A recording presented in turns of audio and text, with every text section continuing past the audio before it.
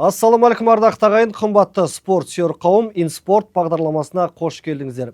Бүгін студиямыздың қонағы ұлттық ат спорт түрлері бойынша мемлекеттік жаттықтырушы Нұркен Байбөреев. Нұркен аға, қош келдіңіз студиямызға. Енді осы жалпы әңгімемізді ұлттық спортқа келген жолыңыздан бастасақ. Бұл ұлттық спорт, оның ішінде ат спорт түрлерінен келген 2014-тен бастап келдім. 2014-тің январынан бастап сол кезде көкпар спортынан жаңағы аға жаттықтырушы болып қабылдандым. Ол кезде біздің жаңағы қазіргідей ұлттық спорт орталығы жоқты ғой. Ол кезде жаңа дирекция дейміз, спортты дамыту дирекциясының ішінде ұлттық спорт бөлімі бар.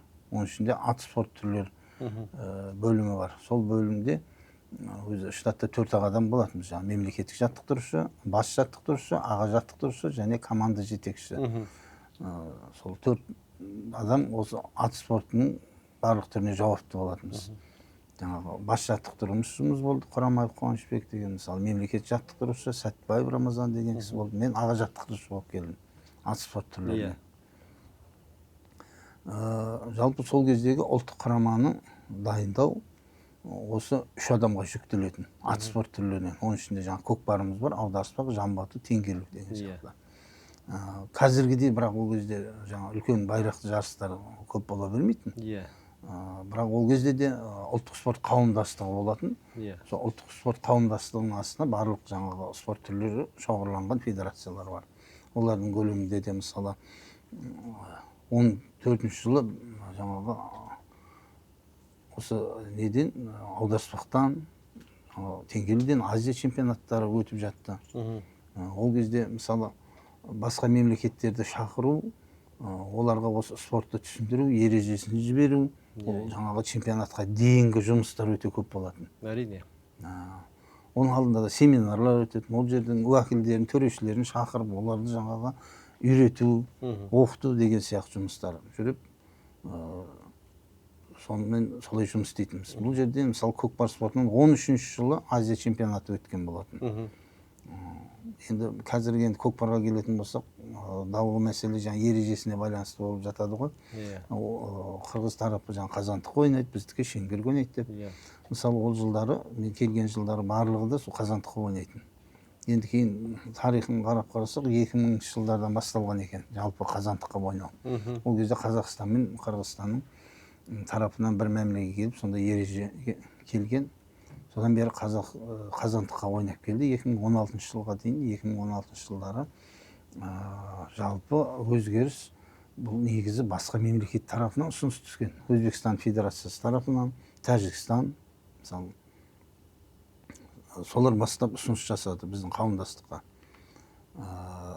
Өйткені ол мемлекеттерде Ауғанстанымыз кең қосылды. Бүкіл жаңағы көкпарлары, бузгаши дейді, ұлақтарчы дейді, олардың атаулары бар өздерінде. Жалпы олардың барлығы сол кезде шеңберге ойнап жатқан өздерінде. Ал мына қазандыққа ойнау оларға өте қиынға соқты. Сосын жақсы аттарымыз дейді, көкпар шабатын аттардың барлығы жекенің қолында болғандықтан қазандыққа, жарысқа баруға ешкім көнбейді, аттарын бермейді. Сондықтан спортшыларымызда көбісі қарсылық білдіріп жатыр, ойнаудан бас тартып жатыр деді. Неге? Өйткені өте жаңа жарақат көп болады. Қазандықта аттардың да жарақаты, спортшылардың да жарақаты. Солай деп ұсыныс түсті. Ол ұсынысты біз Қазақстан тарапы қолдады. Қолдап, сонымен конференция жасап, қайтадан бірнеше рет жиналыстар өтті. Қырғыз тарапы әрине бұл әлемдік деңгейде болғасын, бұл көкбөрі уақытысында қабылданды. Бұл Қырғыздың ұлттық спорты, бұл әлем деңгейде дамытамыз деп осынша жұмыс істедік деген сияқты дәлелдеме жүрді. Бірақ енді біздің тарапымыздан айттық, енді ол жалғыз көкбөрі менікі деген болмайды. Бұл атқа отыратын мемлекеттерге ортақ спорт қой. Дұрыс, әрине. Әсіресе оның ішінде көшпелі халық, оның ішінде Азия мемлекеттері арасында. Сондықтан ортақ мәмілеге келейік деп, сонымен халықаралық бізде көкпар қауымдастығы құрылды. Мүшелікке барлық 10 шақты мемлекет мүшелікке кірді. Сөйтіп осы жаңа ережемен біз жарысты бастап кеттік. Бірінші әлем чемпионаты осы ережемен 17 жылы Экспо аясында өтті. Сонымен әрине тағы да тартыстар басталды. Енді бүгінгі таңда енді оның не жеміс берді? Енді ар жағын шамалы анализ жасаймыз. Иә. Мысалы 20 жылдай қазандыққа ойнағанда не өзгеріс болды? Қазір шеңберге ойнағанда не өзгеріс болды? Даму деңгейі қалай? Әлемдік деңгейде. Мысалы енді соның анализін жасадық. Қазандыққа ойнаған жылдарын есептеп қараса, қазақ пен қырғыздан басқа ешкім ойнаған жоқ. Иә, негізінен. Негізі. Әрине оған дейін де байрақ жарыстар өтті. Азия, Қырғызстанда да өтті мысалы. Халықаралық жарыстар барлығы. Бірақ қатысатын мемлекеттердің барлығын аттарын дайындап, жол пұлдарын төлеп, жататын тамағын төлеп, аттарын дайындап, осы атқа мінесің, шабасын деп жаңағыдай сондай мәмілемен шақыратынбыз. Олар келеді, шабады, әйтеуір қатыстық па, қатысты деп кетеді. Ал енді сонымен шектелді, 20 жыл көлемінде тек қана бәсеке қырғыз бен қазақтың арасында. Енді шеңберге көшкендегі жағдай қандай қазір? Иә. Бұл кезде даму деңгейі қазір біршама өскен. Неге өседі? Мысалы Қазақстанда барлық ресми жарыстарымыз, ішкі жарыстарымыздың барлығы осы шеңберде өтсе, Өзбекстан мысалы өздерінде жылына 2 рет жарыс болады. Бірі республикалық өздерінің жарысы, және бір рет халықаралық жарыс. 4-ші рет өтті. Барлық шеңберге өтеді. Даму деңгейін несін қарағанда, қандай даму деңгейі? Ол халықаралық жарысқа қатысумен шектелмеу керек. Олар өздерінің мемлекетінде, өздерінің жерінде қалай ойнап жатыр мәселе сода. Мен іріктеу жарыстан республикалық чемпионаты Өзбекстан осы шеңберге өтті. Тәжікстанда солай. Ол жақта да 2 жарыс бар, жылына өздерінің ішінде ішкі жарыстары. Ол шеңберге өткізіп жатыр. Енді ар жағында Ауғанстанды алыңыз. Ауғанстанда 5 жарыс бар, ірі жарыс, өздерінің ішкі жарыстары. Оның 3-еуі чемпионатта, 2-еуі жаңағы турнир дейді. Олар командалық жүйеде барлығы шеңберге ойнайды. Венгриямыз мінекей. Венгриямыз енді аса құлшынып бір команда жасақтап қатты ойнамаса да, өздерінің елдерінде жаңа ұлттық спорт ретінде бір-бірімен жаңағы жарысып осы шеңберге ойнап жатыр. Міне қарасаңыз қанша мемлекет. Қытайдағы Алтай қазақтары. Олар 2 түрлі ойнайды енді. Көкпарды осы шеңберге дайындалады. Бірақ өздерінің жаңағы гард дейтін ойыны бар. Жаңа шаңырақ төңкеріп қойып соған лақтырып салатын. Онда қатар алып жүр и көкпарды. Біздің көкпардың ережесімен де дайындалып сонымен ойнап жүр. Қазір енді ортақ мәмілеге келдіңіз бе қырғыздармен сонда? Ортақ мәмілеге келгенде енді біз бір-бірімізге жарысқа бармай, басқа қылмай ондайдың бәрі тоқтатылды. Мысалы қырғызстар тарапынан өздерінде жаңа жарыс өткізетін болса, көкбөріге халықаралық жарыстар өткізетін болса, барып қазандыққа шауып береміз, ойнаймыз. Біз өткізетін болсақ, басқа мемлекеттер шеңберге шауып ойнайтын болса, олар келіп қатысады. Міне биылдың өзінде наурыз айында кереметтей жаңағы ипподром ашылды Түркістан облысында, Түркістан қаласында. Өте жаңағы бетке тұтар қазір ипподромымыздың бірі. Соның ашылуына сәйкес соның құрметінде жаңағы халықаралық жарыстардың жаңа әлем чемпионатын қойылды көкпардан. Қырғыз мемлекеті келе алмай қалды. Өйткені өздерінде де үлкен байрақ жарыс болады деді. Кеш айтылды деп сондамен. Бірақ басқа 9 мемлекеттен келіп шеңберге ойнады. Енді бұл жерде бәсекелестікті қарасақ, әрине Қазақстанға, қырғыз бен қазаққа жете алмайды, басқа мемлекетте деңгейі. Бірақ өздері арасындағы деңгейлестер ойындары қызық болады.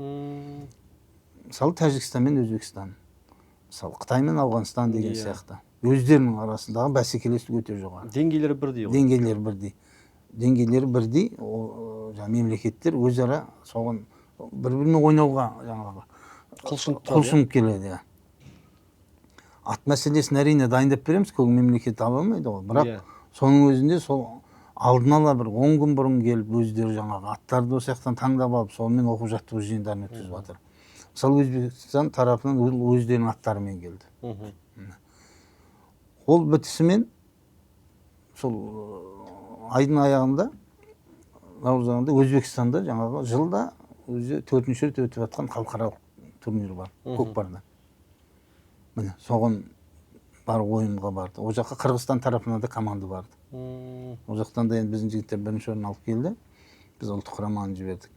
Ол жақтан да жаңағы Тәжікстаны бар, Өзбекстанның бір командалары бар, Қырғызстанымыз бар деген сияқты басқа мемлекеттердің барлығы да сол ережемен ойнап жатыр. Ал енді қазір енді көшпенділер ойындары күзде Қырғызстанда өтеді. Иә, Яғни бұл тек көкбөрден өте ме, көкбөрден өте ме, бірге өте ме? Көкбөріден де өтеді, көкпардан да өтеді. Олар енді екеуі де ережесі бағдарламаға бөлек кірген. болады. Екеуі бөлек болады. Иә. Екеуі де бағдарламаға кірген. Иә. Енді бұл жерде енді барлық мемлекеттердің барлығы да енді соны ойнауға тырысады ғой енді оларға да. Сол жақта жергілікті аттарын дайындап береді, ол ереже бойынша. Сіздер аттарыңыз өздеріңіз Біз апарасыз? өзіміз апарамыз атты, және де көкпар ойнайтын командаларға, басқа шет мемлекеттерге де қосымша аттар апаруға тырысамыз. Көмектесіп. Иә. Мысалы, Моңғолияның командасы енді сонау жерден ат әкелемейді, сол сияқты. Бұл жерде ал басқа спорт түрлеріне келетін болсақ, аударыспақта мысалы ортақ ереже. Иә. Барлығына бірдей. Оған ешкімнің дауы жоқ дейсіз. Оған дауы жоқ. Өйткені бізде халықаралық федерация аударыспақтан құрылды 23 жылы. Сол кезде бірінші съезінде 8 мемлекет мүшелікке кіріп, оның ішінде Қырғызстанымыз да бар, басқа да бар. Сол жерде ереже талқыланып, жалпы бір ереже ат үстінде күрес болып бекітіліп, бір ортақ ереже қойылды. Сонымен мысалы сол ереже қабылданды да сол жылы Қырғызстан бірінші әлем чемпионатын өткізді. Бұл жерде енді одан бері Татарстанымыз бар. Татарстанның енді өтетін жылда ресми түрде өтетін әлем чемпионаты шамалы ерекшелік бар. Ол жайдақ күреседі, ер тоқым жоқ оларда. Бірақ енді оны да мойындалып келе жатыр. Енді мемлекеттердің жылда қатысуына сәйкес онда екінші дисциплина дейді ғой. Сіздер де барасыздар қатысуға? Біз барамыз, жылда барамыз. Ол жерге жылда тұрақты түрде баратындар Моңғолия барады, Қырғызстан, Өзбекстан, Қазақстан.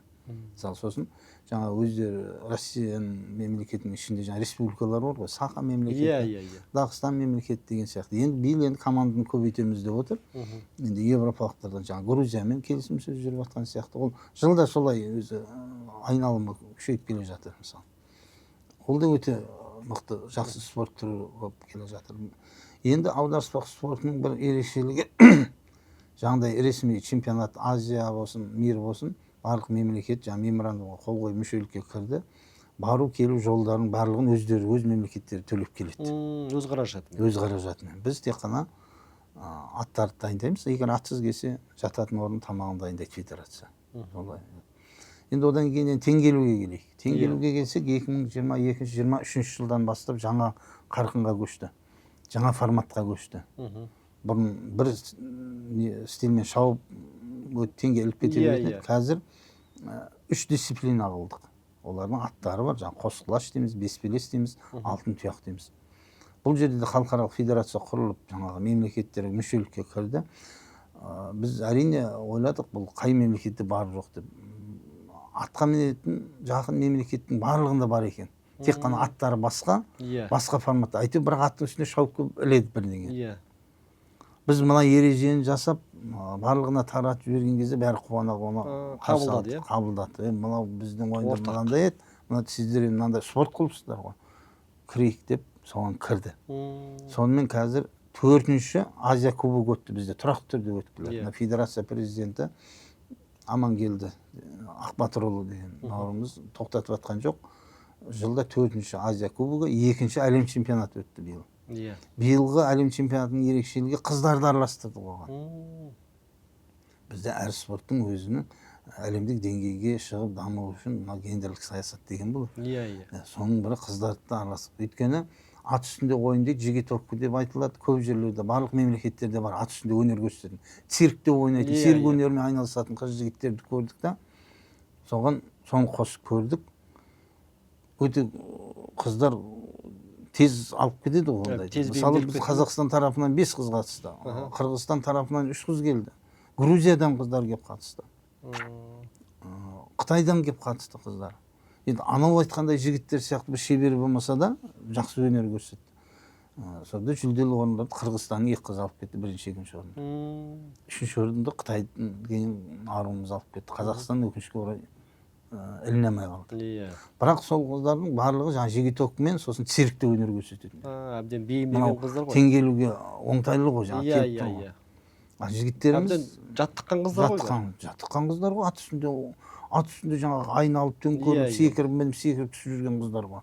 Теңгелуге келіп мына спорттың ережесіне келген кезде оған дайын қыздар. дайын қыздар.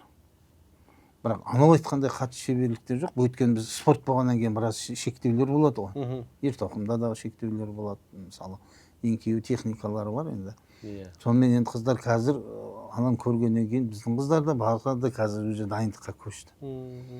Бұл жерде де біздің ат спортынан енді басты бәсекеміз мысалы Қырғызстанмен деп ойлаймыз ғой. Иә. Теңгелуге келгенде бірінші әлем чемпионатында, Азия кубоктерінде енді Қазақстан енді бұрыннан айналысып жатқан ғой спорт. Енді оған жете алмады, бірақ екінші, үшінші орынды мысалы Қытай мен Моңғолия алып кетті. Қырғызстан үшінші орынға түсіп қалған. Кешегі әлем чемпионатында мысалы Қырғызстан сол Моңғолияны жаңа нені Қытайды ұтуымыз керек деп келді ғой. Иә. Бірақ үш стильдің біреуін жаңағы Қырғызстан алтын алып кетті, екеуін Қазақстан алды. Алтын тұяқ деген стильді мысалы Қырғыздың тарапынан қосылған стиль жаңағы дисциплина. Өйткені біз ортаға салдық қой. Бүкіл федерация әлемдік деңгейде 10 мемлекет бар ма құрамында, сол 10 мемлекетпен жиналыс өткізген кезде өздері шешпей, яғни талқылап шешеді. Талқылап шешіледі. Әлемдік деңгейде болсын талқылап шешіледі. Біз мынандай спортымыз бар. Мынаны жарыстар өткіздік, көрдік. Енді сіздердің тараптарыңыздан қосатын дисциплина болса, Иә. қосып, онда талқылайық, семинар өткізейік, жарыс өткізейік, көрейік, талқылап барып, сосын қосайық деді. Дұрыс, иә. Сонымен барлық мемлекет ойланды, енді басқадан ұсыныс түскен жоқ, Қырғызстаннан ұсыныс түсті. Жиналыс біткеннен кейін, бір айдан кейін сөйтті де олар сол стиль бойынша жаңа біздікімен қосып халықаралық турнир өткізді. Былтыр күзде Олардың ерекшелігі қандай алтын тұяқтың? Ерекшелігі мысалы бір алаңда барып қайтып мысалы 12 теңге ілінеді. Иә. Айналып қайта шабады, айналып ары шабады, айналып бері шабады. 4 айналымнан кейін өтеді. Белгілі уақытысы бар. Қанша теңге іледі, қанша уақыт өтеді, сонымен есептеледі ғой жаңа. Сөйтіп Қырғызстан бірінші халықаралық жарысын өткізді, қатыстық, көрдік, тағы да талқыладық. Бізде келіп семинар өткізіп, содан кейін барып жаңағы спортқа біздің жаңағы үшінші дисциплинаға қостық. Сол бойынша мен әлем чемпионаты өтті. Өте тартысты өтті. Енді сонымен енді бұл теңгелу осы биыл көшпенділер ойын бағдарламасына кірді. Бізде өткен көшпенділерде де кіргізген болатынбыз. Сонымен енді ары қарай жалғасын тауып жатыр. Бірдеңенің көзін ашу үшін бір не керек? Жалпы қозғау керек барлығына, мемлекеттерге. Мысалы Грузия келіп отыр кеше. Иә. Грузияда енді сөйтсек ат спорт түрлері, ойындары, олардың өздерінің ұлттық ойындары көп екен. Аттың үстінде жаңа найза лақтыру, қылыш тасу, ол бір бөлек, жаңағы жерде жатқан жаңа қылыштарды, қанжарлар дейме, бірдеңені теріп алып кету сияқты. Қылыш ілу сияқты. Иә, қылыш ілу сияқты. Сондайлар шеберлікпен ойнайды. Иә. Сосын әрине жаңа цирк өнері, жігітовка өнері, Иә. ат үстінде ойындары, оларда да бар. Ана программа несін көргеннен кейін оларда қызығушылық білдіріп, келіп қатысты. Бұның бәрі енді жүлде алмаса да келіп көріп, уже ары қарай оқиды ғой. Иә. Бізді тек мазалайтын бірақ нәрсе, біз осындай дәрежемен барлық ат спорт түрлеріне басқа мемлекеттерде олар спорт ретінде мойындалмаған ғой. Тек бізде ғана, иә? Тек бізде ғана, мысалы Қырғызстанда. Егер солар, өйткені олар жаңағы федерациялар бар, ашылған, жұмыс істейді, бірақ біздің мемлекет тарапынан жаңағыдай біздікі сияқты жаңағы атақ дәреже бере алмайды олар. Бізде мысалы спорт шебері, халықаралық спорт шебері деген атақтар береміз ғой. А ол басқа көп мемлекеттер ондай жоқ. Өнер ретінде. Иә, өнер ретінде, ойын ретінде, ұлттық құндылық ретінде сақталған. Енді соған енді спорттық дәрежеге кіргізу үшін мына біздің Қазақстан істеп жатқан шаруалар оларға үлкен себеп болып тұр да. Мысалы Өзбекстанда көкпар спортын жаңа ұлақ тартыш дейді, мемлекеттің тарапынан қаржыландыруға кіргізілген болатын. Биылдан бастап жаңағы теңгелмен аударыспақты қосып правительствоға апарып қол қойып спортқа енді кіргізіп жатыр. Біз Қазақстанның ықпалы. Иә, өйткені көріп тұр ғой, өйткені спортшыларға ертең атақ дәрежеге беру керек. Ақы жарысқа қатысып жатыр десе, оларға жаңағы берілетін қосымша қаражаттары болады. Жаттықтырушылар алынады ертең, спорт мектептері ашылып, оның ішінде штаттар ашылады деген сияқты ары қарай жұмысын табады ғой. Өйткені основания бар ғой, өйткені Қазақстанда әлем чемпионаты өтіп жатыр, қатысып келіп жатыр. Иә.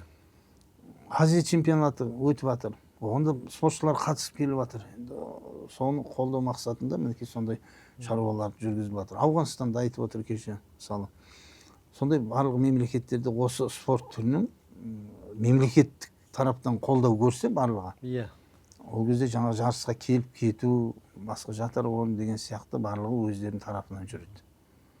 Әзірге ондай мүмкіншілік жоқ. Әрине Қазақстан тарапы өткізгесін федерациялар төлеп шақырылып жатыр. Қазір бізде де осы ат спортында федерациялардың басына 2023 жылдан бастап қалталы азаматтар келіп жатыр ғой. Аударыспақта Марат Жұман деген азамат қазір отыр. Бәйгеден Қапбаев деген жаңағы Қанат Қапбаев Алматы облысының жаңағы бәйге федерациясы қандай қазір дәрежеде көтеріліп жатыр. Мысалы көкпарымызға жаңағы Қожаназаров Айдарбек деген азамат келді, өзі ат сүйер азамат. Енді мысалы Жамбатуымыз шамал неғып тұр, ақсаңқырап тұр, федерациясы былтыр жақсы жұмыс істеп келе жатыр еді, ол азамат енді ол федерацияны қойып басқа шаршуға кетті ме, енді ол жағын толық көре алмаймын. Бірақ дегенмен жамбатуда спортында біраз деңгейге халықаралық, ол жамбатудың халықаралық деңгейге біздің ықпалымызсыз-ақ ол дамып жатқан спорт түрі. Біз қайта кеш қосылдық ол ағымға.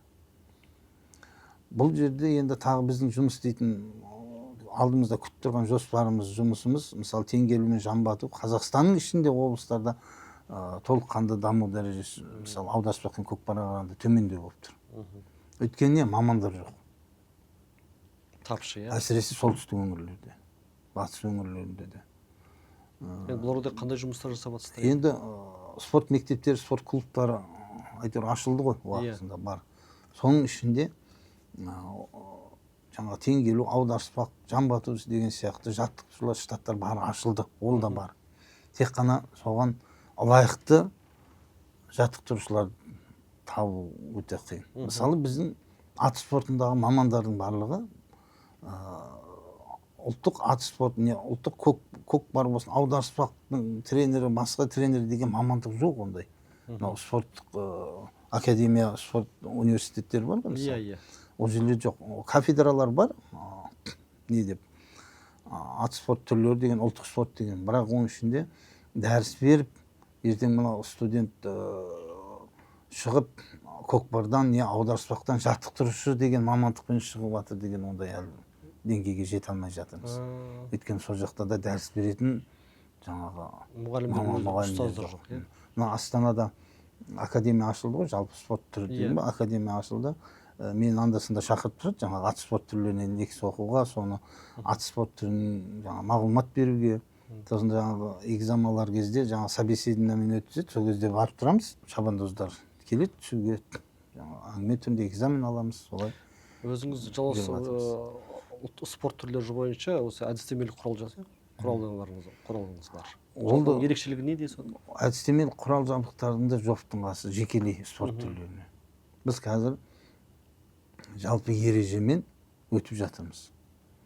Тек қана көкпар спортында ғана алғашқы дайындық есебінде жазылған әдістемелік құрал бар. Уақытысында жазылған, осы 5 жыл бұрын ба жазылды. Оның басты себепкері жаңағы бізде сол кездегі бас жаттықтырушы Қуанышбек Құрамаев бастаған топ құрдық сондай. Жанысбек Саев деген заслуженный тренерлер көкпардан, Түркістан облысынан. Қазір сол топтың ішінде жаңағы өзім ұйымдастырып, сол кезде бір жерге ұйымдастырып, оқу жаттығу жиыны сияқты өткізіп, Жамбыл облысында, Жамбыл қаласында жазғанбыз. Оның ішінде Нұрдәулет Момынов бар, қазіргі бас жаттықтырушымыз. Сондай спорт мамандарын алып, жаңағы жазушымызды алып барып, сол кезде күнде деталіне дейін жаңағы спорт мектептеріне пайдаланатын жаңағы әсеп құралдар әлі аз ғой өте. Ол көкпардан әйтеуір жобасын келтіріп жазылды. Алғаш сол енді спорт мектептеріне уақытында бердік, таратылды. Сонымен жұмыс істеп жатқандар бар, жұмыс істемей жатқандар бар. Өйткені мен соны жазар алдында сондай керектігін мәжбүрлеп біздің мамандарға ұйымдастыруға тура келді. Өйткені спорт мектептерінде аударыспақ спортынан болсын, теңгелі болсын, көкпардан болсын, жаңағы сұрастырдым ғой, сіздер неге сүйеніп өткізіп жатсыздар? Мысалы күнделікті жоспар жазылу керек. Күнделікті сабақ өтеді, жоспар. Сол жоспар немен жоспарларын тексеріп қарадым. Иә. Барған жерлерде көрейінші жоспарды қалай деп. Мысалы мен өзім уақытысында орта білім беретін мектепте физрук дейміз ғой, дене тәрбиесінің мұғалімі болып жұмыс істегенмін. Иә. Мысалы сол кезде біз 45 минут мысалы дене тәрбиесінен сабақ бергенде сол 45 минут беретін сабағымыздың жаңағы жоспарын жазамыз. Енді жоспар болады ғой енді. Бәрі мұғалім. Жаңағы бірінші кіріспесі жаңағы 10 минуттық дене қыздыру дейміз, басқа дейміз, сондай келтіреміз. Сөйтеміз де негізгі бөлімінде мысалы бүгінгі өтетін сабағымыз мысалы баскетбол ойыны болатын болса, сол баскетбол ойынының жаңағы ережесінен үзінділер алып соған түсіндіру сабақтары, ойындар өтеді. А бұлар не өтеді деген сұрақты бар. Иә. Сөйтсем көбісінде ол кезде жоқ. Негізгі бөлімінде жазылады. Мысалы көкпар спортынан жаңағы ойын өткізу деген сияқты. Иә. Аударыспақтың жаңағы атпен шығу тәсілдері дейді, болды. Қандай тәсіл, көкпардың қандай ойындары жазылмаған. Өйткені ол жазатын құрал жоқ қой. Жазатын мамандар жоқ па, әлде уақыт жоқ па оған? Енді ол кезге дейін енді жазатын мамандар болғанмен жаза алмайды. Өйткені жазудың өзі қиын ғой. Біздікілердің барлығы ат үстінде жүрген мамандар ғой. Иә. Барлығы жоғары білімді, бірақ жоғары білімді болғанмен барлығы басқа спорт басқа саласында, иә. Мысалы жаңағы айтып отқан Қуанышбек Құрамайымыз ол күрестен келген. Еркін күрестің спорт шебері болған, кейін атқа құмар. Мысалы жаңағы Жанысбек Саев дегеніміз ол ат үстінде жүрген шабандоз. Әйтеуір өздерінің қабілеттілігімен әйтеуір кейін мұғалім болған, жаңағы спорт мектептен сөйтіп олар практиканы жақсы біледі. Сол сияқты барлық мамандар сондаймен келгендер. Мысалы спорт мектеп, спорт клубтарының басшылары ұлттық спортқа шын айтқанда көбісі қатысы жоқ адамдар. Иә. Бірақ әйтеуір өздерінің ынтасы бар, несі бар, келіп дамытып ары алып кетіп жатқандар да бар, алып кетпей ауысып кетіп жатқандар да бар. Ғалымдар жағынан көмек жоқ па? Ғалымдар жағынан енді олардың жазып жатқан методикасы көп. Мысалы ауыл шаруашылығы мамандары жазады, атты жаңағы рацион дейді, жем-шөбін қалай беру деген сияқты. Нақты ұлттық спортқа арналған ешқандай методика жоқ. Сонымен жаңағы ол кезде қауымдастықтың тарапынан жаңағы қойылды бізге мәселе осы методикасын қалай бірінші көкпардан бастайық деген. Иә. Сол кезде мен жаңағы бәрін қорытындылап келдім де, жаңағы жігіттердің басын құрап айтылды. Спорт мектебіне жас жеткіншектер келді дейік. 9 жасар, 10 жасар бала. Көкпар шауып кеткенше оға дейінгі мәселелерді этап-этапымен біз жазуымыз керек. Сағатымен қанша сағат бөлінетініне дейін, қанша жаттығу қайталанатынына дейін. Содан барып жаңа мамандар уже кірісе бастады. Атқа қалай жақындау керек, атты сылап сипау керек, оны тарау керек деген сияқты, оның күтімі. Содан кейін барып мінуі, оға дейін жаңағы бастапқы дайындық, жаңағы аттардың муляждарын, муляж сияқты атқа міну жаңағы не дейін жасадық, соған мініп үйрену, түсіп үйрену деген сияқты. Ер тоқымның әбзелдерінің атын жаттатып үйрету, оны қалай қолданады, қалай салынады атқа. Сол моменттен бастап жаңа атқа мініп, уже жаттығуға кірісетінге дейінгі методиканы сөйтіп жазып бітірдік. Сосын арасында жаңа ережені қостық, сосын ары қарай жаңа көкпар тәсілдері кетеді. Соға дейін кетіп, оны практика жүзінде де көрдік. Сөйтіп жігіттер солай жазып шықты. Бірақ әлде жазатын нәрселер бар ғой. Ережелер де бар. Енді кәсіби жаңа көкпарда айтып отырмын, енді кәсіби көкпаршылардың жұмысы тұр алдымызда. Ол кәсіби спортшыларды дайындау үшін соған лайықты аты болады ғой спорт. Атпен байланыстырып барып көкпар ойнайтын методикамыздың әлі алдымызда жоспарда сол тұр. Аударыспақ спортынан да сондай. Әлі күтіп тұрған шаруалар бар. Методика жазуға онылдан да керек. Теңгелімізде тұр, жан батуымызда тұр деген сияқты. Бәйге спортына келетін болсақ, бұл жерде ондай ортақ методика жазу өте қиын. Неге? Өйткені бәйгеде басқа спорт түрлерімізде спортшы бірінші айтылады ғой. Ал бәйгеде спорт түрінде бірінші ат айтылады. Содан кейін спортшы. Ал атты бәйгеге баптау мәселесі ол әрқайсы жеке-жеке біреуінің методикасы біреуіне ұқсамайды жаттықтырушылардың. Өткен жарысқа түсетін бірінші жылқы ғой. Иә. Сондықтан оған ортақ бір ереже методика дайындау өте қиындау. Может, келешегі болуы мүмкін. Оның ішінде де мамандардың барлығы, бәйгенің мамандарының барлығы да сол басқа саладан келгендер. Бірақ жаңағы өмір бақи сол аттың үстінде жүрген жігіттер. Бәйге спортына келетін болсақ, қазіргі таңда көп аттарымыз мысалы осы уақытқа шейін сырттан келді ғой. Мына жағы Францияң бар, Германияң бар, Польшаң бар, Ресейің бар, жаңағы сол жақтан аттарды алып келіп салып жатты. Мысалы қазір бір чемпионат болатын болса бәйгеде, сол чемпионатқа қатысатын аттардың 8 рет іріктеу жарыстары өтеді Қазақстан бойынша. Енді ол енді жаңа ресми жарыс дейміз. Одан бөлек жаңағы ас беріп жатқан жер бәрі бәйге, одан фестивальдарымыз бар, басқасы бар. Кеше жаңа несін қарап отырсақ, жазған жоспарларын бәйген федерациясын жылына 100-ден астам жарыс өтеді екен Қазақстан бойынша. Өзіміздің асыл тұқымды жылқылар қайда? Енді соған келеді. Енді жаңағы жоқ дегенде ресми түрде 8 жарыс өтетін болса, 10 жарыс дейік. 10 жарыс өтетін болса, ең 20-ға көтеріп, неге? 10 жарыс жаңағы жалпы аттардың тұқымынан несіне қарамайша, ал жаңағы 10 жарыс солармен балама қол тумалардың бәйгесі. Қазақстандағы туылған құлындар болады, соларды өз дайындап, солардың бәйгесі қатар жүреді. Бұл үлкен бастама мысалы. Қол тумалардың жаңағы, значит, бізде селекция жүріп жатыр деген сөз. Әрине, енді шетелден дайындалып алып келгенден гөрі оны өсіріп еңбек. Сол енді қазір селекция жасап, солардың ішінен тұлпарлар дайындап, солардың арасында олардың арасында мықтылар жаңа жалпы бәйгеде қатыса береді ғой. Бірақ қол тумалардың арасында жеке бәйгелер өту. Одан бөлек мынау өзіміздің Қазақстанымыздың жаңағы бел баласы дейміз, жаңағы порода, қазақтың өзі породасына Қостанай жылқысы. Қостанай жауап жылқысынан шыққан, Қостанай жылқысының тұқымын енді ол да жолға қойылып, Қостанай жылқыларының сол тұқымдардың арасында да жарыстар өтеді. Сондықтан бәйге саласы өте қатты жолға қойылып келе жатыр. Енді ат баптау мәселесі оларды жаңағындай жекелей спорт түрі ғой жалпы бәйге. Оның үстіне шабандоздар. 8 жастан 10 жастағы балалар арасында. Енді шын айтқанда, не деген төзімділік десе, сол балаларды психологически жаңағы барлығынан, физикалық жағынан, психолог жағынан дайындайтын сол өздерінің жеке бапкерлері. Жаңағы спортта, барлық спорт түрлеріне қарасаңыздар, жаңағы спорт медицинасының сопровождениесімен жүру керек дейді ғой мысалы. Мысалы, бәйге спорт түрінде оның жаңа жаттықтырушысы да, психологы да, басқасы да жаңағы сол өзінің жаттықтырушысы жаңағы. Ат баптайтын бапкерлер солар дайындайды.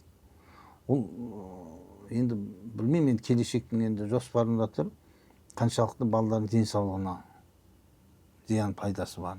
Оған да шектеулер қойылады деген қазір ұсыныстарымыз бар. Өйткені қандай ол ұсыныстар? Мысалы, бір 10 жасар бала топ бәйге шауып келсін. 18 шақырым дейміз, мысалы 12 шақырым дейік. Одан түседі да аламанға секіріп мінеді атына. Одан кейін аламан бәйге басталайын. Жүгіріп келеді да аламанға шығады, 30 шақырым шауып келеді. Осы қаншалықты баланың денсаулығына қалай? Оған қарап атқан қазір ешкім жоқ. Енді есептеп қарасаңыз, сонда бір бала жоқ дегенде 50-60 шақырым шабады ғой. Әрине. Кішкентай балаға қаншалықты оның денсаулығына зиян, оның бәрі зерттеледі, оның бәрі қойылады. Шектеулер қойылуы мүмкін, әзірге жоқ. Өйткені атқа мінетін жаңағыдай шабандоздар, жаңа жакей дейміз ғой енді, шабандоздар шын айтқанда тапшы. Көп емес ондай дайындайтындар. Ондай дәрежеде шабатын шабандозды дайындап шығару да оңай емес қой. Кез келген бала, көшенің баласын алып келіп шаптай алмайсың. Сондықтан оның ата-анасының рұқсаты керек. Ол ата-ана, қай ата-ана рұқсат бере алады оған? Ол жаңағы рұқсат беретіндер, жаңағы сол жылқының арасында жылқымен бірге жүрген кісілер болмаса, ойша өте қиын. Бірақ дегенмен жоқ емес, бар. Мысал келтірейін бәйгеде. Мысал қазір барлық қалаларда, Астана қаласының өзінде де 3-4 жерде төңірлерде мынау прокатқа атқа міну деген жақсы қолға қойылып келатыр ғой. Жалға аттар ұстап отыр, жалға береді. Bir сағатына осылар басталғанда 1 сағатына 3000 теңге, қазір 8000, 10000-ға дейін көтеріліп кетті. Қаланың балдары көп барып атқан. Қызығады, көргісі келеді. Демалыс күндері жаңағы жерде шын айтқанда не деген кезекте тұрғандар. Ол да бір жағынан қызықтырады. Соның ішінен шабандозды балдар шығып атқаны бар.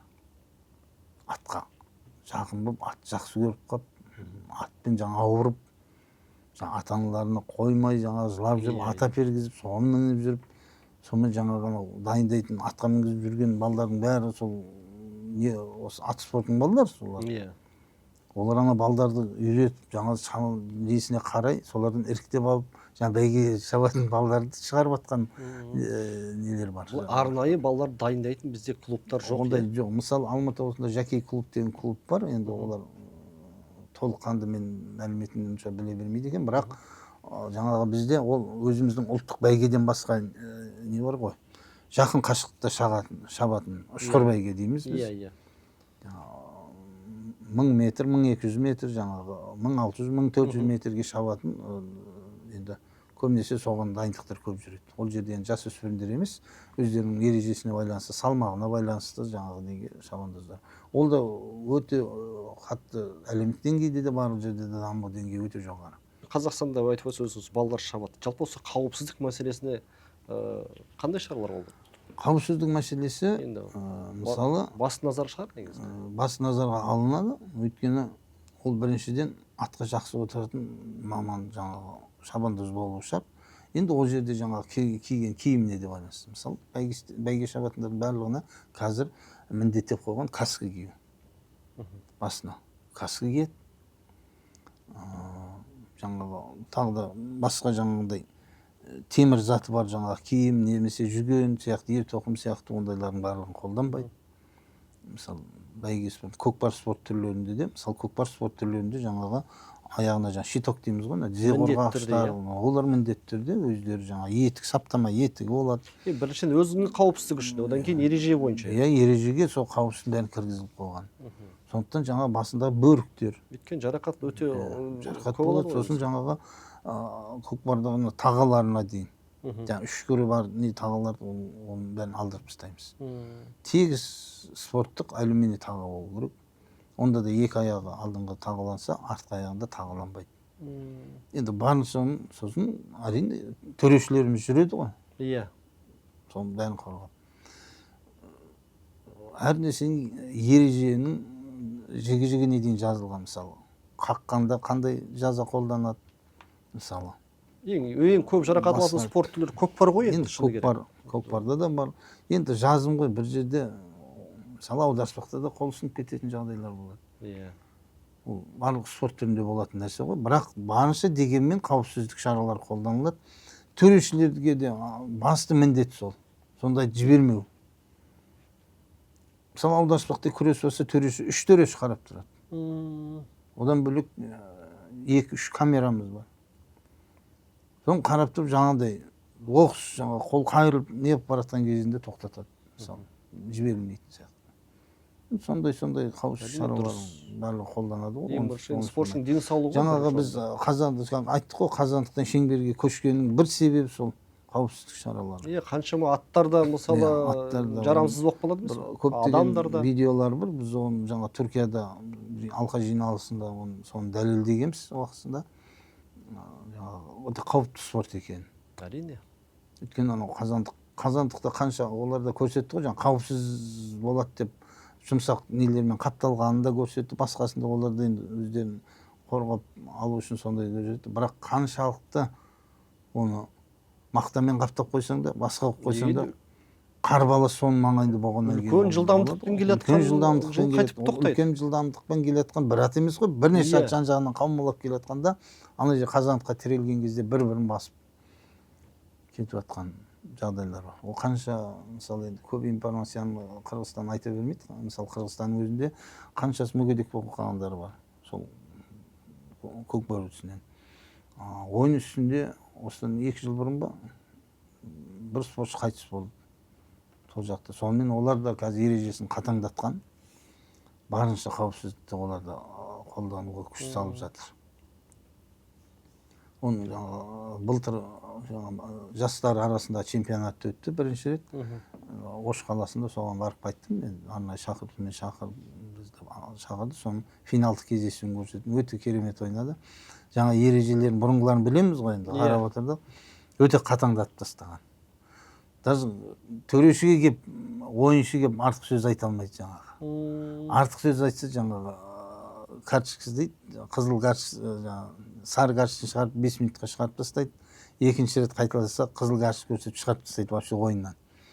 Ешқандай тәртіп бұзушылықты қатаңдатып тастаған. Бірақ керемет ойын өтті, жақсы. Бізде де ойындарымыз өте керемет өтіп жатыр. Қазір чемпионаттарымызда өткен барынша қауіпсіздікті жалғыз төреші мен басқасын сақтайды деген емес. Мәселе жаттықтырушылар сол спортқа дайындап алып келгенде ана жақтан дайындап алып келу керек. Спорттық психологияны ендіріп, бұл көшенің спорт емес, мысалы, деген сияқты.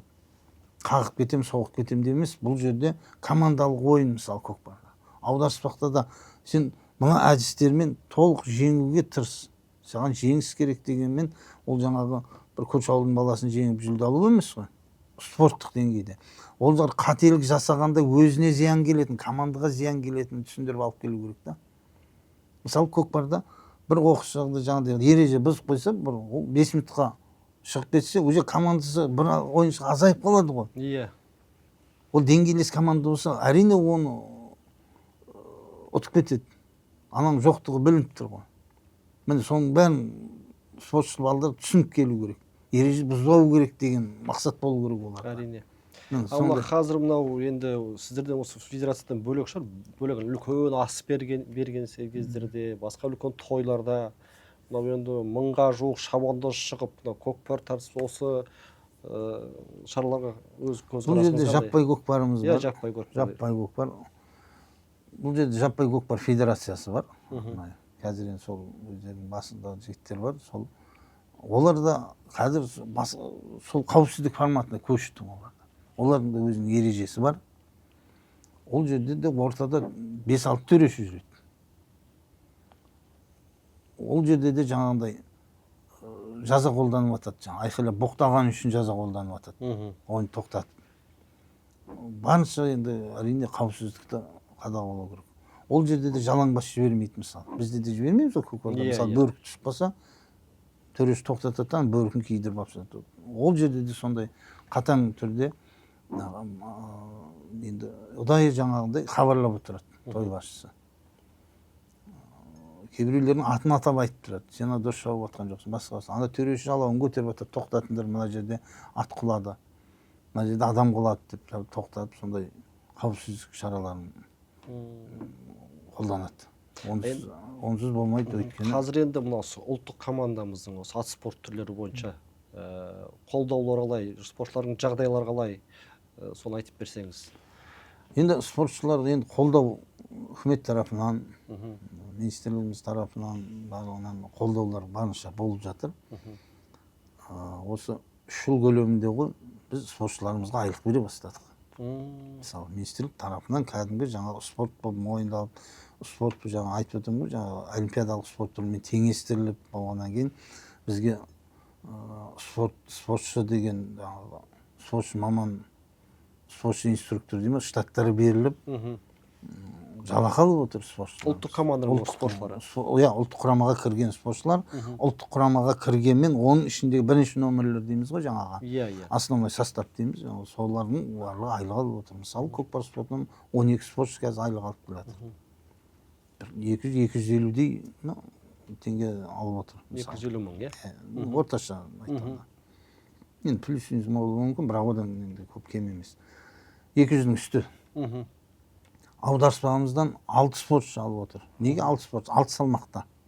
6 салмақтағы спортшылар өйткені әлемдік жарыстардың барлығы 6 салмақ дәрежесінде өтеді.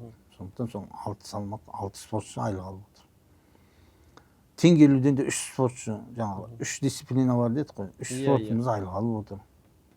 Олар аналардан аздау болса да әйтеуір алып отыр. Жан батуымыздан да солай. 3 спортшы ма жалақы алады. Енді оның өзі үлкен қолдау ғой. Әрине. Олардың әр жеңіс сайын мысалы ол біздің жаңа ұлттық құрамаға деген жаңағы беретін қаражатымыз, ал енді жаңағыдай үлкен байрақ жарыстардан алып келген, орын алған спортшыларға өз облыстар атынан жаңа стипендиялар беріліп жатыр. Жаңағы процент дейді, жаңағы жұмыс процентімен өскендері жаңағы сонымен бірге жаттықтырушылардың да жалақысы көбейеді. Сондықтан жаңағы облыстық өздеріне мәслихатында не қарап шешеді, жаңа әлем чемпионаты, Азия чемпионаты болып келіп жатқан спортшыларға сыйақы ретінде стипендия беріліп отыр. Мысалы 400 мыңға дейін беріледі екен, бір жерде де 300 мың беріледі деген сияқты. Сондықтан жергілікті жерлерде де қолдаулар болып жатыр. Оның барлығы неден? Оның барлығы қазір ресми спорт болып мойындалғаннан кейінгі болып жатқан нәрселер. Қазір олимпиадалық спорт түрлері мен осы ұлттық спорт түрлері қатар ғой енді. Енді қатар болып жатыр. Басым спорт түрлері. Енді мәселеміз жаңағы олимпиадалық спорт түрлерінде әлем чемпионаты болып чемпион болып келсе, жаңағы белгілі бір берілетін қаражаттар бар осы үкімет тарапынан. Бізге енді соған енді тапсырып беріп жатырмыз, бірақ бір нәрсе біздің ат спортында мысалы тұрақтылық әлі толық болмай жатыр. Тұрақтылық дегеніміз мысалы жылына бір рет әлем чемпионаты, келесі жыл мысалы 2 жылда бір рет Азия чемпионаты деген сияқты тұрақты түрде, жоспарлы түрде өтіп жатса болушы еді. Бірақ оған басқа мемлекеттеріміз оны қосыла алмайды ғой. Ал олимпиадалық ретте ол барлық жерде дамыған. Иә. Оларда тұрақты түрде мысалы күрес түрлерінен болса, еркін күрестен болса, еркін күрестен әлем чемпионаты дейді. Бір әлем чемпионаты жылына бір болуы мүмкін. Соған барады. Ол жерде пәленбай мемлекет келіп жатады дейді. Мысалы Азия чемпионаты дейді. Ол тұрақты түрде өтеді мысалы. Соған мемлекет соған жаңа қаржыларды жоспарлап салып қойған. Ал бізде ұлттық мысалы ат спортында ондай тұрақты болмай тұр әзірге. Мысалы әлем чемпионаты көкпардан 2017 жылы өтті ғой. Иә. Міне содан бері мысалы биыл 2026-та енді өтті. Бұдан кейін енді өтетін қашан екен әлі жоспарға қойылған жоқ. Аударыспақтан мысалы әлем чемпионаты 2023-те өтті. Біздің аударыс ат үстінде күрестен. Одан кейін әлем чемпионаты өтпей келеді. Оны тұрақты бұлай мысалы 4 жыл сайын ба, 2 жыл сайын өткізу, оны мысалы өздеріңіз қауымдастық бар емес пе, халықаралық? Жоқ, қауымдастық конфедерация. Халықаралық бізде федерацияларымыз бар ғой. Иә. Бірақ оны федерациядағы мүше болған мемлекеттердің тарапынан дүмпу болмай тұр ғой. Мысалы әлем чемпионатын мысалы әлем Қырғызстан өткізді аударыспақтан. Одан кейін әлем чемпионатын аламыз деп жатқан жоқ. Келесі жылы біз Қазақстан Азия чемпионатын өткізді. Енді кімге береміз деді. Басқа мемлекеттер өткізе алмай тұр. Көшпенділер енді тұрақты келе жатыр, 2 жыл сайын бір келе жатыр. Оған жақсы енді ол. Бірақ жаңағы әлем чемпионаты, Азия чемпионаты дегеннің салмағы көшпенділерге қарағанда өте салмақтырақ, ол ауырлау. Басқа мемлекет неге өткізе алмаймыз дейді? Қаржы тапшылығы өткен ол мемлекеттерде бұл спорт емес, тек өнер ретінде. Иә. Спорт деп танылмаған ғой. Сондықтан олар іссапарға шығып келуінің өзі қиын бұл жақтан. Біздің Қазақстан жаңағы қолдау көрсетіп жарыстарға алдырамыз. Көкпар спортында өте қаржыны көп талап ететін спорт түрі ғой, өткен командалық спорт түрі болғаннан кейін. Мысалы қанша қаражат кетеді бір әлем чемпионатына, мысалы Ауғанстанның спортшыларын алып келу үшін 12 спортшысы бар, оның жаттықтырушысы бар, оның өкілі бар, тағы басқасы бар, жоқ дегенде 15 адам. Иә. Оның самолетпен ұшып келуі бар, келгесін ол бір күнде бітетін жарыс емес ол. Ол жоқ дегенде 7-8 күн жатады. Одан қайтадан жіберу, ол прямой самолеттер жоқ, через катер дейміз, ара мемлекеттен аралап зорға келді. Оның визасын алу, үлкен жұмыс мысалы, үлкен қаражат талап етеді. Мен мысалы сұрайын, өзіміздің ұлттық құрамадағы жылқылар осы бәрі бір жерде астанада бола ма, әркім өз жылқысын меңгере ме әлде ұлттық құрама спортшылары? Сол жағынан мысалы бізде ресми чемпионаттар өтеді. Иә. Көкпардан да аударыспақ, жамбы ату, теңге ілу. Ол чемпионатқа әр облыстың өзінің құралған жаңағы спорт клуб мектептерінен облыстың атынан команда келіп қатысады. Өз аттарымен бәрі баптап солай келіп қатысады. Иә. Мысалы көкпардан биылғы чемпионатымызда 19 команда қатысты. Сол жерде мысалы бас жаттықтырушымыз бар, аға жаттықтырушымыз бар, өзіміз бар. Сол жерде ұлттық құрамаға қабылдайтын спортшыларды іріктейді. Әр ойыннан аттарды да сол жерде іріктейді. Мысалы енді заңына келетін болсақ, командалық көкпарда, мысалы командалық спорт түрінде бірінші орын алған мен 10-шы орын алған командалардың арасынан таңдайды. Сіздер осы көшпенділер ойынына қанша спорт түрінен қатысасыздар? Сондай жоспарларыңыз қандай? Енді жоспарымыз, біз енді ат спортына мен жауапты болғаннан кейін, жаңағы ат спортынан жаңағы 5 түрінен қатысады. Бәйгенің 3 түрі бар. Аламан бәйге, топ бәйге, құлан жарысы. Енді жорықта өтеді, бізде жылда жорық өтеді. Енді ол бізде спортты танылмаған, бірақ енді жорыққа ол Қырғызстанда команда Қырғызстанға барады. Бәйгеден барады. Әр бәйгеге 2 аттан қойды, есімде жоқ. Аударыспақ. 6 спортшы барады. Мысалы, іріктеп шығған 6 салмақ дәрежесінде. Теңгелуден әзіргі таңда жаңағы жарыс ережесіне қарай бір-ақ спортшы деп тұр. 3 дисциплинаға шабатын. Ол спортшымыз да дайын. Бірақ қазір келісімсөз жүріп жатыр. Жаңа 3 дисциплинаға, әлем чемпионаты бәрі өтті. 3 спортшыдан болу керек деп. Енді ол кірсе 3 спортшы барады, болмаса 1 спортшы барады. Жамбатуда да солай. 4 спортшымыз барады. Жамбатуда қыздарымыз да баратын.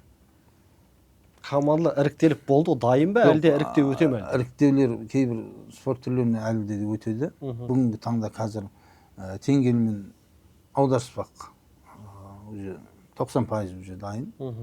Енді көкпар енді толыққанды список беріледі. Ол жерде де 80% уже дайындалып қалды. Жамбатыдан қазір оқу-жаттығу жиыны басталды. 15-нен бастап. Қазір оқу-жаттығу жиыны 15 спортшы қазір қатысып жатыр. Сол жерден уже анықталып белгіленеді. Енді міндеттемелеріңіз қалай енді? Қандай міндеттеме әрине алтын алу ғой енді бар. Біздің енді бұл ат спорт түрінен басты бәсекеміз Қырғызстан болып тұр. Сондықтан біз осында 24-ші жылы өткіздік қой, жаңағы көшпенділер ойын. Сол кезде енді осы спорт түрлерінен барынша жақсы өнер көрсетіп, мысалы аударыспақтан 6 салмақтан 5 алтынды алдық. 1 алтыннан қырғыздар. Теңгелуден енді барлығын алдық. Көкпардан 1-ші орын алдық. Көкбөрі енді қосымша өтті, көкбөріден енді ұтылды. Бірақ басты міндетіміз көкпарды алу керек, көкпарды алу. Сол сияқты Жамбатыдан да тең. Бұл жерде енді Жамбатыда бәсекелестік өте көп болады. Ол жалғыз қырғыз емес ол жерде. Басты бәсекелесің мына жақта Венгрияның. Аттың үстіне шауып келіп отырсыз. Садақ. Ол Венгрияның алпауыт мемлекет жаңағы Жамбатыдан өте мықты. Венгриямыз бар, Оңтүстік Кореямыз бар, араб мемлекеттері ертең келеді. Бұлар бәрі алтын аламыз деп келеді. Оларды Қытайың тұр, Моңғолияң тұр. Олар қазақ пен қырғызға сәлем берейін деп тұрған жоқ. Былайша айтқанда жылжымалы нысана ғой. Тиіп кеткенде мысалы қозғалады емес па? Жоқ, нысана тұрады ғой. Атпен шауып келіп атады. Оның да 3 стиль, 4 стиль түрінде өтеді. Жаңа Азия стилі дейді, Корей стилі дейді, жаңа түрік стилі болады. Сосын жаңа өзіміздің жамбымыз бар, қазақ стилі деген сияқты. Жаңа қабақ ату дейді, жоғарғы ату дейді, өзінің ережелері. Солардың жалпы жаңа ұпай санымен шығады ғой. Бұл жерде шеберлер өте көп. Бұл жерде шынын айтқанда сол 3-4 стильдің өзінің бір алтын, 2 алтын алсақ қуанамыз. Оны ала алсақ мысалы.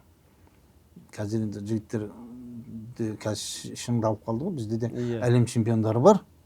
Әлем чемпиондары бар. Әлемде рекорд қойып келген біздің садақшыларымыз бар, жамбатушыларымыз. Сондықтан ол жерде де бізде алтынға үміткердің бірі бізбіз. Енді негізгі осы көшпенділер ойында алғашқы 2 орынды осы Қазақстан мен Қырғызстан командалары таласатыны түсінікті ғой енді. Ат спортынан енді. Мысалы 9 малақ басқасы бар, енді ол жағын енді біле бермеймін. Ол жақтан да өте бәсекелестік көп болады. Мысалы асық атуымыздан бар, ол жақта орда деймін, жаңағы топаймен ойнайтын ойындар бар, басқасы бар. Өте тартысты болайын деп тұр. Мысалы басқа мемлекеттерде 9 малақтың бірнеше түрі бар. Одан басқа мемлекеттерде мықты ғой енді. Дегенмен ат спортынан келетін болсақ, әрине қазақ пен қырғыз. Енді мынаға тағы бір сұрақ, мынандай бір жалпы осы ұлттық спортымызда ат спорты болсын, осы әлемге таныту үшін әлде тағы не істеу керек деп ойлайсыз? Әлемге таныту үшін енді бұл жерде Енді жалпы ақпарат бірінші. Мынау ақпарат көздері бар ғой. Сонымен көп насихаттау керек сияқты. Бұл ақпарат бізде жаңағы өтетін жарыстарды ғана насихаттап тұр ғой қазір енді. Насихатты енді жоқ демейміз, бар ғой, барлық жерде жаңағы инстаграмымыз бар, тиктогымыз бар, барлық жерде жүр жарыстар. Сол жарыстарға дейінгі дайындық, спорт мектептеріндегі жұмыстар толыққанды көрсетілмей жатыр. Сосын біздің жаңағы спортшыларымыз өте жоғары деңгейде бұрыннан келе жатқан жаңағы титулованный дейміз ғой, спортшыларымызды жекелей көрсету. Ол сондай дәрежеге қалай жетті? Соны ақпарат көздері жиі көрсетті. Басқа мемлекеттерде енді көреді ғой қазір интернет. Иә. Мысалы, бір практикада бар, басқа мемлекеттерде шығады. Бір спортшысы бір спорт түрінен әлем чемпионы болса, соны жаңағы бір ұлттық батыр есебінде насихаттайды. Дұрыс айтасыз. Бізге осы жағы шамалы жетпей жатқан сияқты. Енді батыр есебінде соны көрсетіп, өйткені одан көрсетуге лайықты спортшы болып тұр ғой ол. Әрине. Оған бізде енді қазақ болғасын шығады, оны неге көрсеттің, одан анау мықты еді, мынау мықты еді деген әңгімелер айтыла берсін. Бірақ оның факты шыққаны бар ғой, мысалы. Мысалы, бір көкпаршыларымыз бар, 15 жыл көлемінде шауып жүрген, әлде де қатардан қалмай. Бүкіл Азия чемпионатын бірнеше рет ұтқан, әлем чемпионатын бірнеше рет ұтқан, еңбек сіңген, Қазақстанға еңбек сіңген спортшы деген атағы бар спортшыларымыз бар.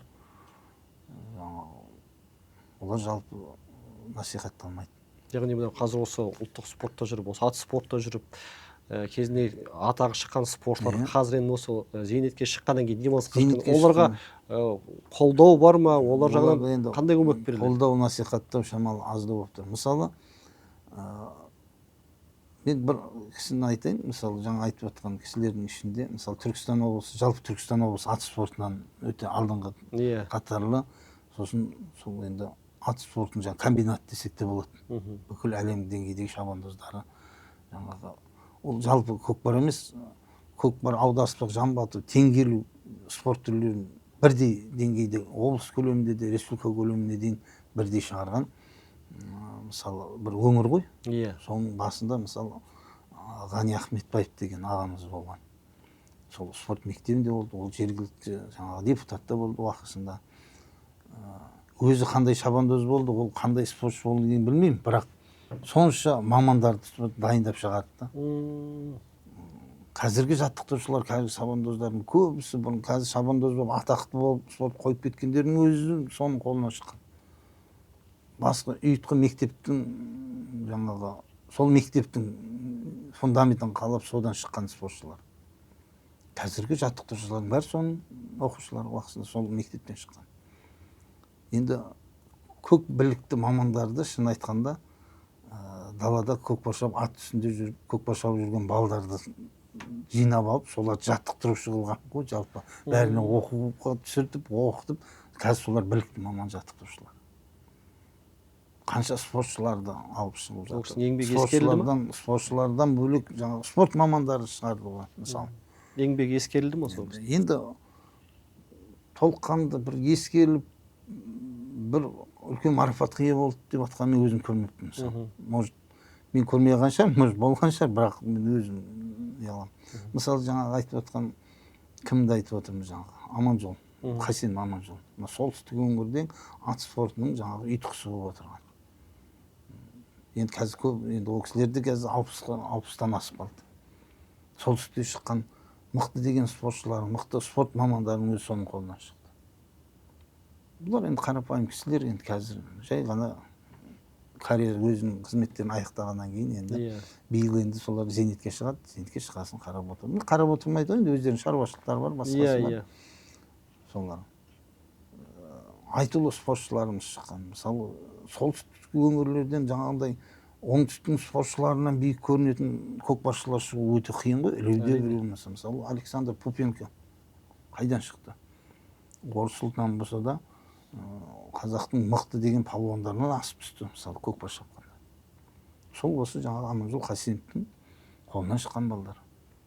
Мысалы бірен саран айтып жатқанымыз оған. Мысалы Қазақстанда 20 жыл бас бапкер болып, мысалы ол дайындаған спортшылар Қырғыздың командасынан жеңілмеген жаттықтырушымыз болған жаңағы Құрамаев Қуанышбек, мысалы Абдуллаевты. Оның еңбегі бір толыққанды ақталды деп сол бір еңбек марапат алғанын көрмедім мысалы. Онымен мен бір 5 жылдай қызметтес болдым. Ол бапкер ретінде өте жаңағы тәжірибесі де өте білікті маман. Ондай білікті маман енді жоқтың қасы, шын айтқанда. Ол дайындаған команда ешкім Қырғыздан жеңілмеген. Біз енді көкпарды Қырғызбен салыстырамыз ғой. Мен өзім 5 жыл қасында жүрдім, аға жақты жоп көргенде өзім көп нәрсеге таңғалдым. Мен енді мысалы уақытында спортпен мен көкпармен айналысып көрмеген, бірақ қазақ күресінен келіп, ол кісі де мысалы еркін күрестен келген уақытында. Бірақ жаңа ат ұстап көкпар шауып, сонымен енді алып кеткен ғой ары қарай. Мысалы оларда енді бірте-бірте жаңағы өз деңгейінен шамалы шеттеп жатыр. Енді жас келді, басқа келді деген сияқты, бірақ енді ол да қарап отқан жоқ. Қазір Алматы облысының аға жаттықтырушысы ретінде жаңа командасын шығарып жатыр. Енді сол сияқты мамандарымыз бар әр жерде. Мысалы аударыспақ спортынан Ақтөбе болса, Дүмпу болып, Ақтөбе болса қазір бірінші нөмірдің қатарында Ақтөбеде неше палуандар шығып жатыр. Ең титулованный спортшыларды сол жақтан жаңа Түркістан облысымен қатар келіп, кей кезде Азия чемпионаттарында жаңа финалдық кездесулерде мысалы мықты деген палуандарымызды алып қойған жаңа буын шығарып отқан, мысалы сол Ақтөбе облысынан Абат ағамыз бар тұғын. Ол да қазір шеттеп қалды. Ол да басқа салада жұмыс істеп жатыр. Ол да заслуженный тренер уақытында атағын алды, аударыспақтан жаңағы Абат ағамыз. Ол да 60-та алқындап қалды мысалы. Сондай кісілер енді әр жерде бар, әр өңірдің өзінің бір сондай бір фанатизммен сондай бір шығарады ғой, бір өзегі болады ғой, өзі соған өмірін арнап бір өзегі болып шығады. Сондай жігіттеріміз бар. Олардың бәрі енді білмеймін кезінде қандай марапаттар алғанын, мен мысалы тыңғылықты мен өзім көргенім жоқ. Менің өзім жүргеніме де мысалы 13-14 жыл болды осы салада. Сол жігіттердің еңбегін көріп өттім де, енді оған дейінгілер де бар шығар мысалы. Сондықтан сондай жігіттер әр жерде өз дәрежесінде марапат алса дейсің ғой, кейінгіге үлгі ретінде. Енді осы сөзімізді қорытындылай келіп, жалпы осы әлде болса істелетін атқарылатын шаруалар бар ғой сіздерде? Шаруалар жылдан жылға шын айтқанда көбейіп жатыр ғой, азаймайды. Жаңа айтып жатырмыз ғой, әлемдік деңгейге қалай дамытамыз деп. Әлемдік деңгейге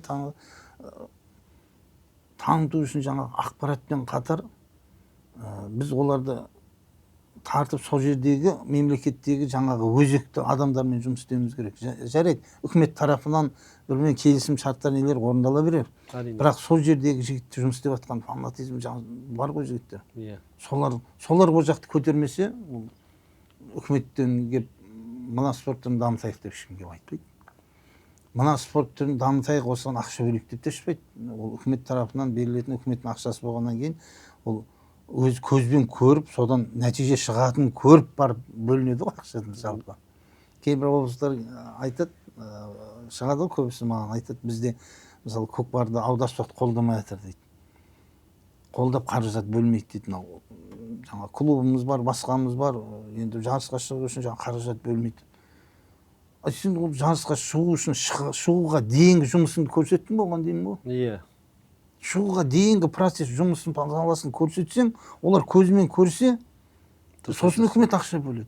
Сен бірден бар спорт мектебінен ғой, осындай командамыз бар, мынаяққа жарысқа баратын ек, осыған бір қаражат керек болып тұр десең, айтады ғой, сен дайындығыңды көрмесе, оған ол қызықтырамасаң, оған көрмесе, әрине бөлмейді ол ақша. Кейін барасыңдар дейді, жыл жауып қойса. Ал сол дайындықты көрсе, солар шақыртып көрсетсе, жаңа көкпар ойнатып болсын, басқа болсын, сол акиматтың сол адамын атқа мінгізіп, ары бері жүргізіп, бір екі кесе шайын беріп, sonra да Атшабарда қызықтырсаң, олар уже ойланады. А көп жігіттер солай жұмыс істеп жатыр.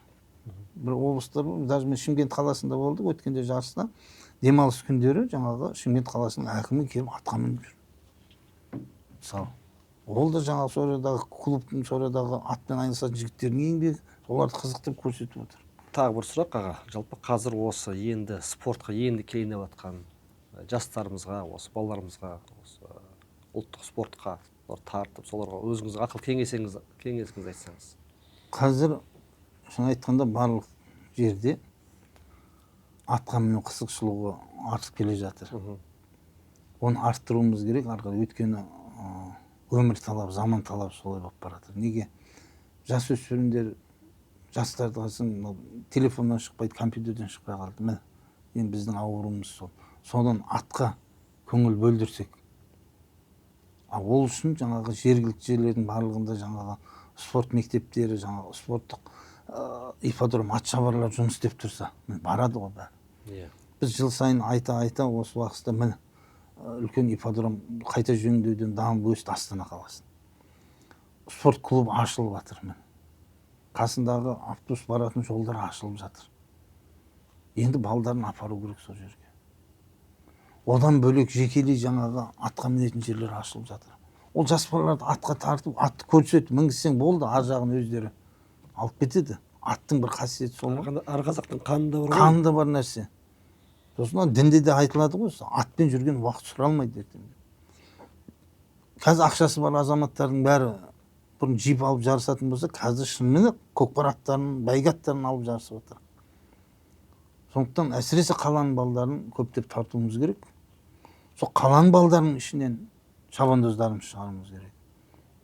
Бірен-саран шығып атқандар да бар. Мысалы, Алматы қаласында клуб ашылды.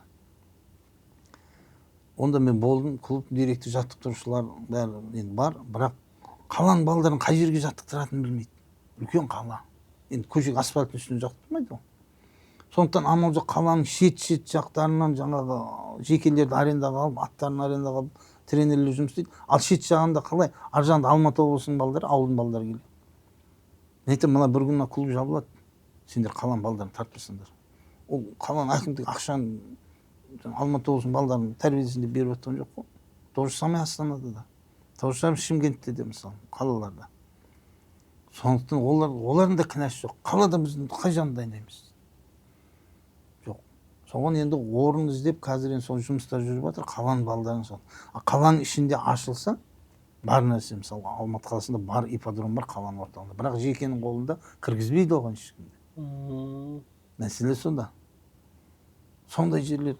Тағы да атпен дайындайтын жерді көрсетті, аға, мынандай болып, бұл да жекенің қолында дейді. Осылардан бір қандай не.